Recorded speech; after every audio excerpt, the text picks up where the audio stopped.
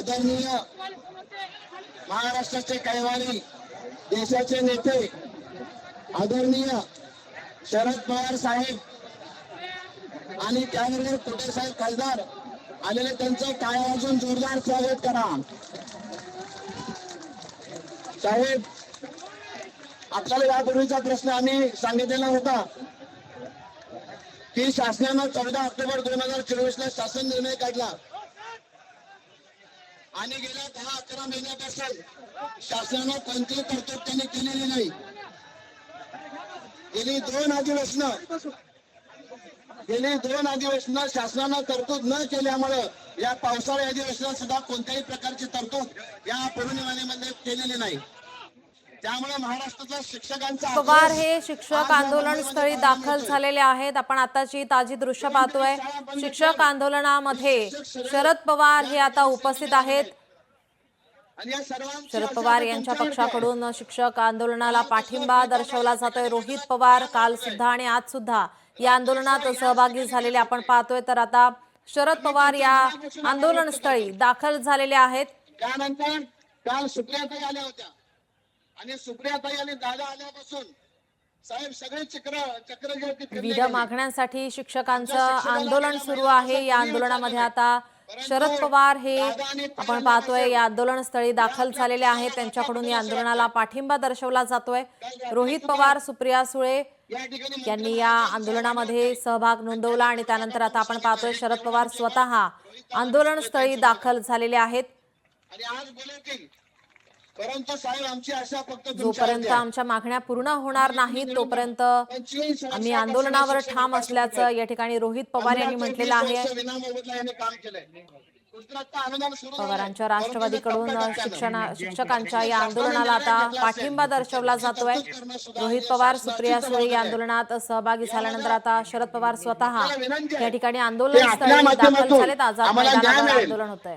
प्रथमतः खासदार कुटे साहेबांना विनंती करतो की तुम्ही लंके साहेबांना विनंती करतो की आपलं मनोगत व्यक्त करावं.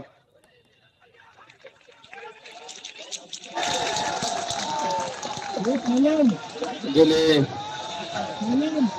कित्येक दिवसापासून ज्या शिक्षकांनी अनेक पिढ्या घडवल्या, ज्या शिक्षकाने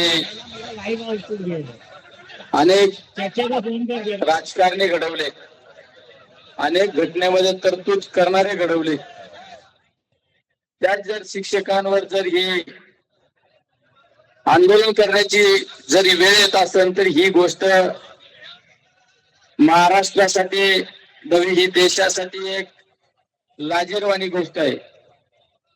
तर आम्ही आमच्यासारखे जे तुमच्या समोर येऊन बोलतात, आज ज्यांच्या हातामध्ये या सर्व गोष्टी आहेत ते सुद्धा कोणामुळे घडले, तो म्हणजे सर्वात महत्वाचा शिक्षक. आपल्या संस्कृतीमध्ये आपण म्हणतो की आई वडील सर्वात श्रेष्ठ, पण त्याच बरोबरीने आई वडिलांबरोबरीनेच आमचा शिक्षक सुद्धा तेवढाच महत्वाचा घटक असतो. आणि त्या जर शिक्षकाला या पावसाच्या वातावरणामध्ये जर हजारोच्या संख्येने जर या ठिकाणी बसायची वेळ येत असेल तर माझी राज्य सरकारला विनंती आहे, आता तरी तुम्ही जागे व्हा. आणि ज्या शिक्षकांनी माझ्या सर्वसामान्यांना घडवलं, तुम्ही ज्या खुर्चीवर बसले, तुम्हाला ज्यांनी ज्ञानदान केलं, त्या ज्ञानदान करणाऱ्या शिक्षकांवर जर ही वेळ असेल तर तुम्हाला त्या खुर्चीवर बसण्याचा सुद्धा काही अधिकार नाही. आणि या शिक्षकांच्या न्यायासाठी, हक्कासाठी ज्यांनी खऱ्या अर्थाने शिक्षकांचा आर्थिक स्तर वाढवला, ज्या शिक्षकांना मान सन्मान देण्याचं काम केलं, ते म्हणजे आदरणीय पवार साहेब या ठिकाणी तुमच्या पाठीशी खंबीरपणे उभे आहे. त्यामुळे तुम्ही काळजी करू नका. पवार साहेबांना ही टीव्हीद्वारे ज्यावेळेस बातमी कळली, पवार साहेबांनी सांगितलं नाही, हा शिक्षक आपला सर्वांचा महत्वाचा घटक आहे आणि त्या शिक्षकांच्या पाठीशी, त्या शिक्षकांच्या खांद्याला खांद्या लावून आपण उभं राहणं गरजेचं आहे. काल रोहित दादा या ठिकाणी आले, आदरणीय ताई सुद्धा या ठिकाणी आलेले आहे. त्यामुळे निश्चित पवार साहेब जिल्हा या ठिकाणी तुमच्या पाठीशी उभे आहेत. तर तुम्हाला न्याय मिळाल्याशिवाय राहणार नाही ही या ठिकाणी खात्री देतो. आणि सर्व शिक्षकांच्या आम्ही पाठीशी नाही, आम्ही तुमच्या खांद्याला खांदा लावून आम्ही सर्वजण तुमच्या बरोबर आहे हेच या ठिकाणी आश्वासित करतो. तुमचं रामकृष्ण आहे. साहेब, महाराष्ट्राची एक शोकांतिका आहे. महाराष्ट्रामध्ये 14 ऑक्टोबर 2024 ला एक शासनादेश काढला जातो. त्यानंतर 3 अधिवेशन होतात आणि निधीची तरतूद होत नाही. आणि ती निधीची तरतूद फक्त आणि फक्त तुमच्याच शब्दामुळे होणार आहे याची आम्हाला खात्री आहे. साहेब, आमच्या या सर्व बांधवांना आपण संबोधित करावं एवढीच विनंती करतो.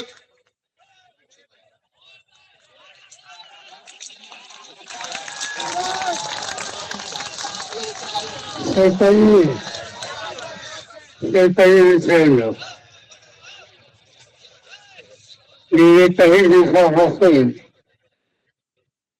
नियमावलीसाठी तुम्हाला सगळ्याच्या करायची आली आली सरकारी विचारलं गेले काही दिवसापासून न्याय मागणीसाठी तुम्हाला सगळ्याच्या करायची आली आली शासकीय कर्मचारी निमशासकीय कर्मचारी हे महाराष्ट्राच्या प्रशासनाचे अत्यंत महत्त्वाचे घटक आहेत. त्यांना सन्मानाने जगण्याची भूमिका ही राज्यकर्त्यांनी घेतली पाहिजे. आणि ती घेतल्याच्या नंतर समाजाची सेवेची जबाबदारी आहे. शिक्षकांच्या आंदोलनातून ज्ञानदानाची असेल, शासकीय ऑफिसमध्ये काम करणारा चतुर्थ किंवा तृतीय श्रेणीचा कर्मचारी असेल, त्याच्यामार्फत प्रशासकीय सेवेचं काम असेल, जे काम त्यांच्याकडे येतं त्या कामातून जनतेला, विद्यार्थ्यांना, विद्यार्थिनींना सन्मानजनक वागणूक आणि आधार ही देण्याची जबाबदारी तुम्हा घटकांची आहे. आणि ज्यावेळेस तुमच्या जबाबदारी आहे त्यावेळेस राज्यकर्त्यांची ही जबाबदारी आहे की राज्याच्या प्रशासनामध्ये ते शैक्षणिक क्षेत्र असो, प्रशासकीय क्षेत्र असो, तिथे जर असतो त्याला सन्मानानं जगण्याची संधी ही त्यांनी द्यायला असावी. आणि हा दृष्टिकोन आम्ही लोकांनी नेहमी स्वीकारला. तुम्हाला लोकांना माहीत नसेल, पण एकदा 1980-81च्या साली असंच कर्मचाऱ्यांनी, शिक्षकांनी, शिक्षकेतरांनी महाराष्ट्रात एक आंदोलन केलं. वेळेचे असे आंदोलन चाललं. त्यावेळेच्या राज्यकर्त्यांनी त्यांच्याकडं वगैरेची भूमिका घेतली. मागणी काय होती? मागणी ही होती की केंद्र सरकार जे देतं ते महाराष्ट्राने द्यावं. आणि ती मागणी काही मान्य झालेली नाही. सुदैवानं राज्य चालवण्याची जबाबदारी माझ्याकडे आली. आणि मंत्रिमंडळाच्या पहिल्या बैठकीमध्ये आम्ही निर्णय घेतला की जे केंद्र सरकार देईल ते महाराष्ट्र सरकार देईल. आणि ते आज अखेर फाळले गेलेले आहे. आता हा धोरणाचा भाग या राज्याने स्वीकारला आणि राबवला. आज त्याच राज्यामध्ये मला समजत नाही की सफा अनुदान ही काय भानगड आहे. तुम्ही वेतन द्यायचं, कष्टाची किंमत द्यायची, पण सफेतर्फे का? आणि ती सरकारने द्यायची ती मान्य केल्याच्या नंतर त्या संबंधीचे आदेश हे काढायचे आणि तरतूद करायची. तरतूद न करता आदेश याचा अर्थ तो कागद कचऱ्याच्या पेटीत टाकण्यासारखा आहे.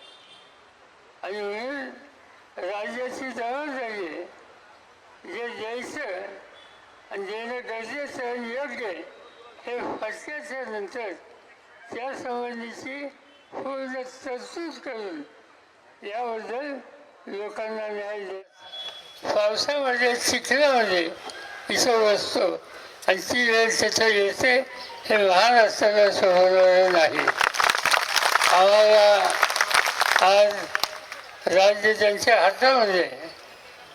आणि काल मला रोहित सावरांच्याकडनं समजलं की राज्याचे मंत्री येत आहेत. मला असं वाटतं की मंत्री येतात ठीक आहे चर्चा करतील प्रश्न सोडवतील पण प्रश्न अद्याप सुटलेला नाही. याचा अर्थ आहे की आता राज्य सरकारला स्पष्ट सांगावं लागेल की बाकी कुणाच्याही बाबतीत कोणाची काही तक्रार असेल तर त्याच्या खोलात मी जाऊ इच्छित नाही.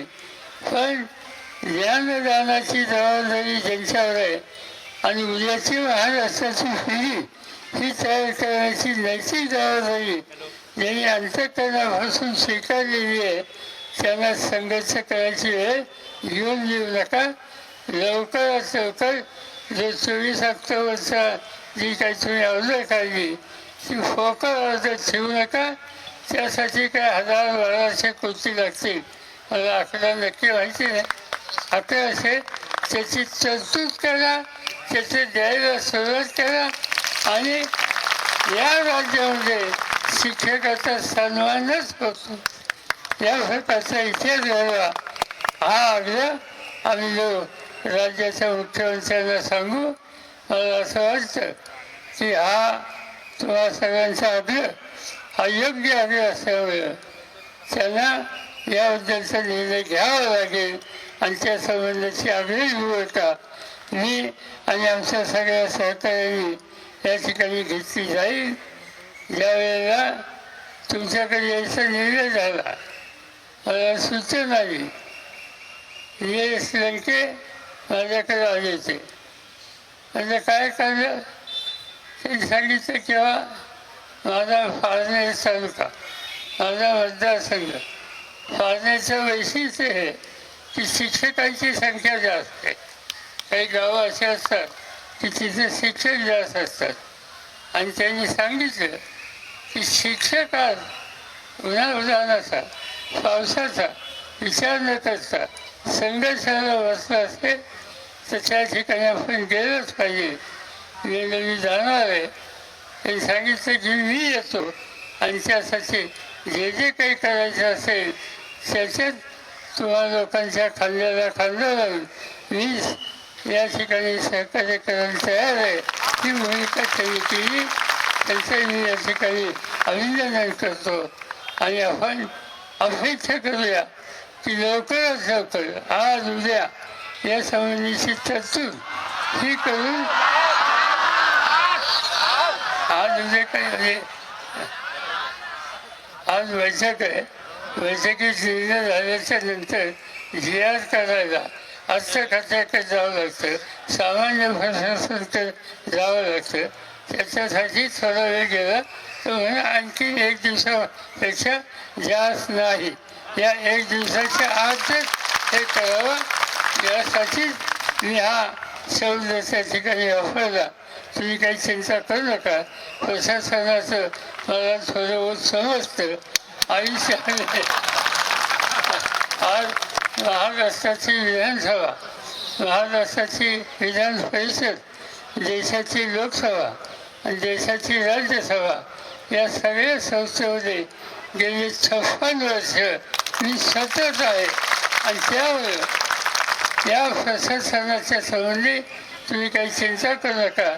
कसा निर्णय घ्यायचा असतो कशी तरतूद आणायची असते आणि तुम्हाला ती कशी द्यायची असते हे मला कोणी शिकवायची गरज नाही, ते भारतात पडेल यासाठी आमचा अभिमान आहे.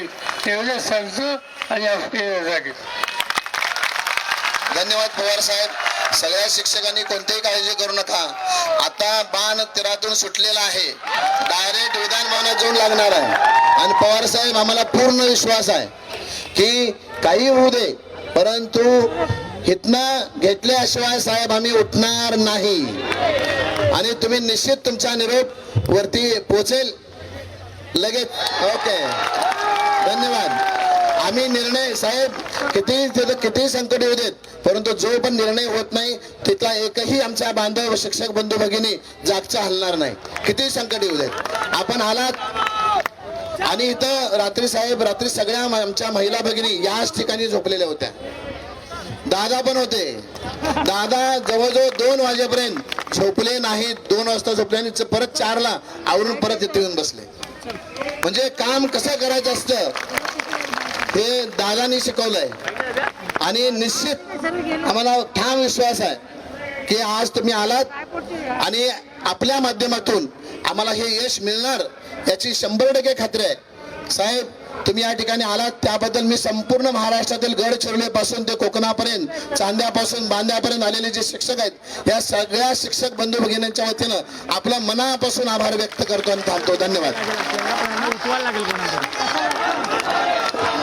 महाराष्ट्राचा अभिनंदन. महाराष्ट्राचा अभिनंदन. शिक्षकांवर ज्ञानदानाची जबाबदारी, संघर्षाची वेळ नको असं शरद पवार म्हणतायत. या ठिकाणी आंदोलनस्थळी ते दाखल आहेत. लोकशाही मराठी ऐका, पहा, जागरूक रहा.